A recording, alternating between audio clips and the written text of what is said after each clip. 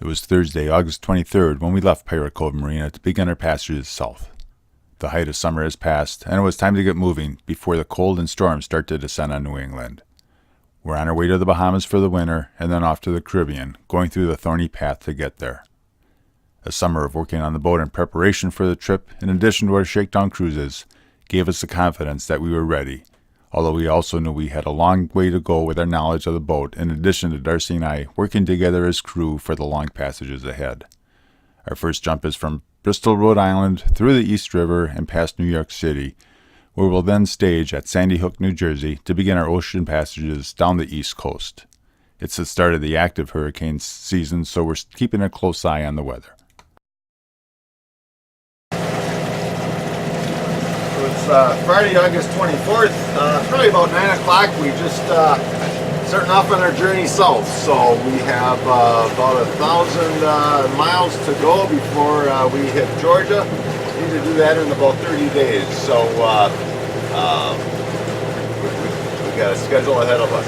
Anyway, yeah, just left Bristol. It's been a great time there. And we're going to go past Newport, out into the ocean, and today we're heading for Black Island. After that, we hope to go to Sag Harbor. We're going to make our way through the Long Island Sound, past Manhattan, and out into the open ocean under the Verrazano Bridge.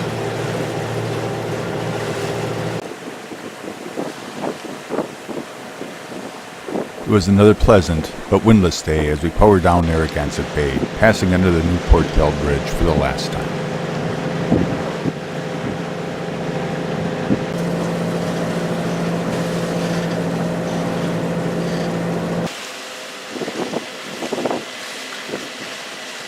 We were then out on Block Island Sound, continuing to power and trying to beat the Friday afternoon traffic on their way to Block Island for the weekend.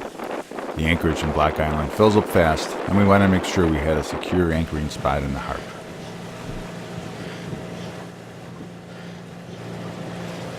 We arrived in the mid-afternoon after an uneventful passage and settled in for the evening. We had been to Black Island once before, so there was no need to explore, so we prepared for our next day's jump to Sag Harbor on Long Island Sound. So it's Saturday morning, August 25th, babe. We're heading out of Black Island. Had a good night's sleep here.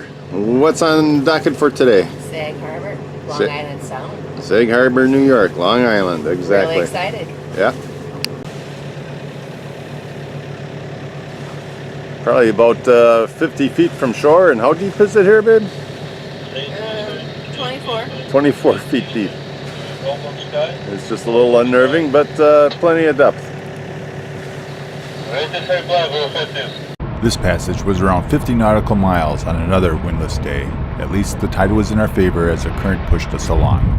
We would pass Montauk Point at the west end of Long Island, and then into Gardiner's Bay, where we then change our heading to approach Sag Harbor.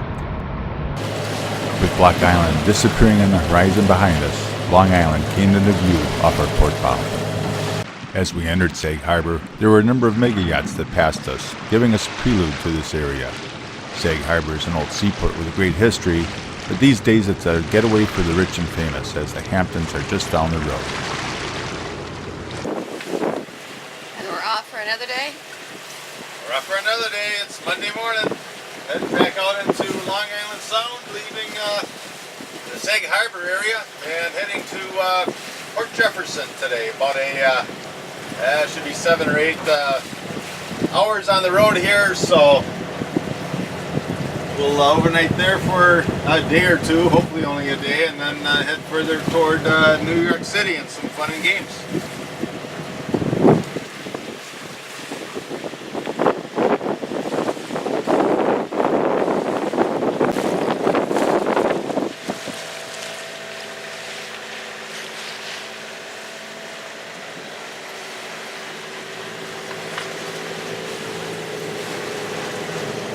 Yeah, so we're just going through Plum Island Cut here. We have the tide in our favor. You saw the little rip current that we have, which actually is in our favor. We're when we left the anchorage it was against us. We were only doing about 5.5 knots.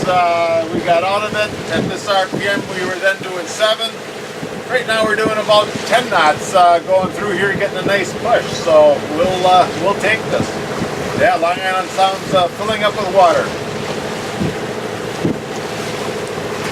Plum Island is an interesting place, as in 1954, the United States Department of Agriculture established the Plum Island Animal Disease Center. The center conducts research on animal pathogens to protect farmers, ranchers, and the national food supply. Because of the nature of the research, access to the island and the research facility is restricted. We had no interest in getting any closer to this place than we already were. Our final harbor, prior to heading down the East River, was Port Washington, New York, where we picked up a mooring ball in the harbor to spend some time prior to heading down the East River. It proved to be a great place to hang out. It was very cruiser-friendly, with inexpensive mooring balls, convenient food shopping, laundry, marine supplies, and it's also the end of the line for a Long Island Railroad train that would take us to Penn Station right in Midtown Manhattan. We took advantage of this and made a couple of trips into the Big Apple. Of course, we had to go to the top of the Empire State Building and take in the view.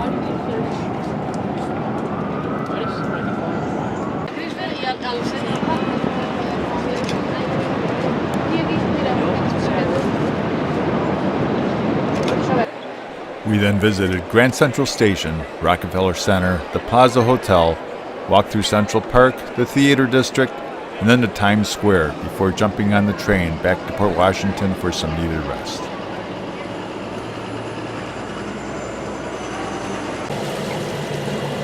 All right, it's Sunday, September 2nd, Labor Day weekend. We're just heading out of Port Washington. Had a great time here.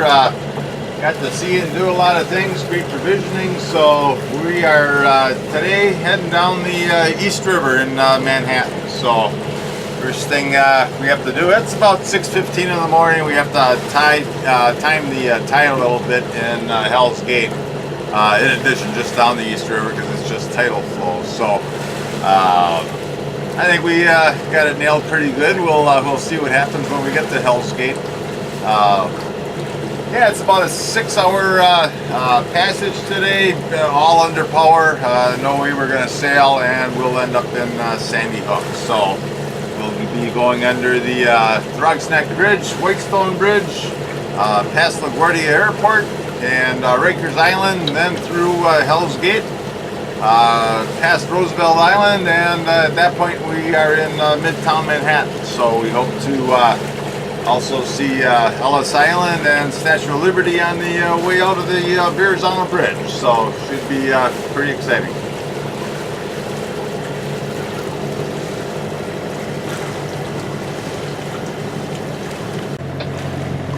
Port Washington proved to be a great staging point for our passage down the East River, as we were only an hour away from the Throgs Neck Bridge.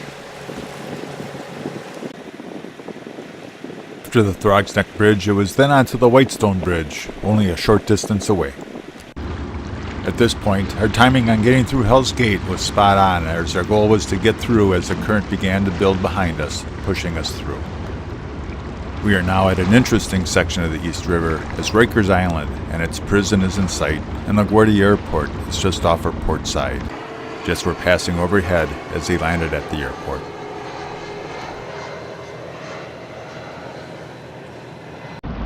Just after Rikers Island is North Brother Island, which is now uninhabited between the Bronx and Rikers Island. It was the site of the infamous Riverside Hospital for quarantinable diseases. The ruins, which are still visible, is the place where Typhoid Mary finally succumbed to her namesake illness in 1938.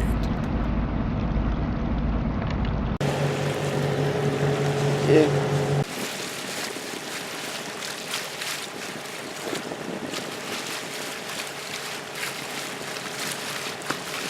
All right, so now we're approaching the section they call Hell's Gate. Yeah, it's really starting to flow through here. We're about a half a mile back we were doing 7 knots, then it jumped up to 8, and now we're doing 9 knots. So yeah, she's starting to swirl.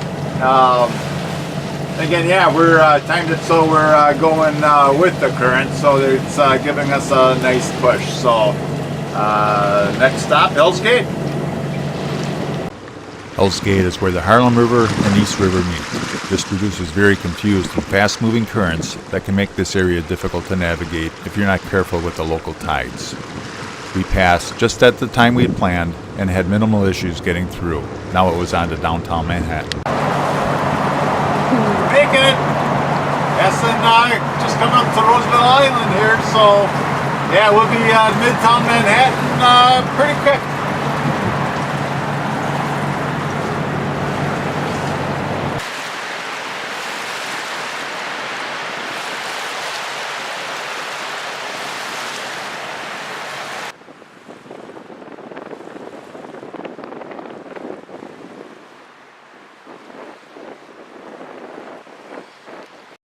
We passed right alongside the United Nations headquarters. Little did we know this was going to cause us a major headache down the road.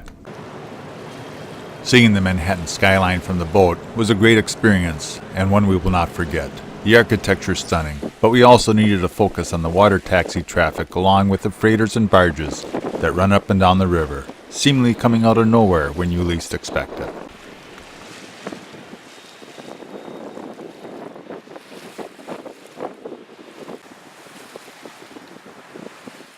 We finally made it to the Brooklyn Bridge, and we're approaching the financial district with Wall Street and the Freedom Tower coming into view. We then passed into the confluence of the East River and the Hudson River with a view of Battery Park at the tip of Manhattan. Ellis Island was then in view as we entered New York Harbor, and then we had a spectacular view of the Statue of Liberty, which is a memory that will stay with us for a long time. While that ship and ferry traffic was intense at times, it was still early on a Sunday morning, so once we were transiting the harbor, we were able to relax and enjoy this sight. With the New York skyline fading in the horizon, the Atlantic Ocean lay directly ahead of us, with the Verrazano Bridge acting as a doorway that we passed through at the end of this passage. We no longer had the protection of Long Island Sound, and the rest of our passages south will be primarily on the open ocean. Our final destination for the day is Sandy Point, New Jersey, where we will anchor overnight in preparation for a late morning departure the following day for a passage to Norfolk, Virginia, a 260 nautical mile run down the East Coast that should take us 44 hours to complete. We will be out to sea for 2 full nights, and this will be Darcy's first overnight passage on the boat. We will have some challenges ahead of us.